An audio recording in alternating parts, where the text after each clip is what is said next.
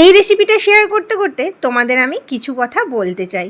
জানো তো, এই যে রান্নাটা করেছিলাম না, এটা সম্পূর্ণ আমার নিজের স্টাইলে। কিছুটা ধোসা স্টাইল বলতে পারো, কিন্তু প্রপার ধোসা নয়। ধোসাটা যেমন পুরো প্লেন পাতলা হয়, এটা কিন্তু তেমনটাই নয়। একটু নিজের চেষ্টায় নিজের মতো করে বানাতে চেয়েছিলাম। তাই ভাবলাম চলো তোমাদের সাথে শেয়ার করি। আর তোমাদের সত্যি যদি এটা ভালো লাগে আমাকে কিন্তু কমেন্ট করে জানিও। আসলে কি হয়েছিল, সেদিনে চাল ভিজানো, ভাতের চাল ভিজানোটা একটু বেশি হয়ে গেছিলো। তাই ভাবলাম যে চালটা তো রেখে দিলে নষ্ট হবে, তাই কিছু একটা বানাই। তো মিক্সিং জারের মধ্যে ওই ভেজানো চাল আর একটু আদা টুকরো নিয়ে ভালো করে পেস্ট করে নিয়েছিলাম।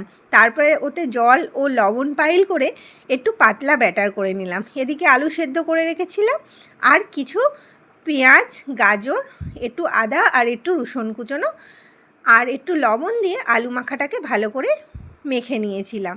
আর উপর থেকে দিয়েছিলাম গোলমরিচ গুঁড়ো আর একটু চাট মশলা আর একটু চিকেন মশলা।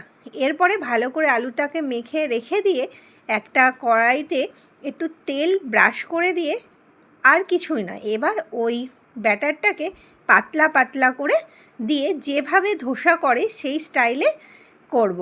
তারপরে এক পিঠ হয়ে গেলে আরেক পিঠ উল্টে দিয়ে যে আলুর পুরটা করে রেখেছিলাম সেইটা দিয়ে ভালো করে উল্টে পাল্টে নেড়ে নামিয়ে নিলেই তৈরি হয়ে যাবে আমাদের ইউনিক একটা ধোসা। আর এই স্ক্রিনে যে প্রোফাইলটা দেখছো, এটা প্রিয়ঙ্কা সামন্ত বলে একটা বোন।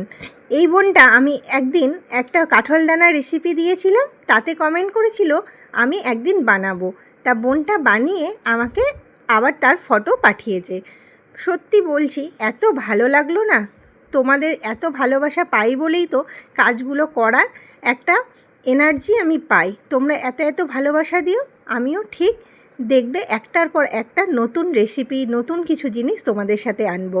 আর আমার কোনো রেসিপি যদি তোমাদের ভালো লাগে, ওইভাবে বানালে আমাকে একটা ফটো পাঠিও, কেমন?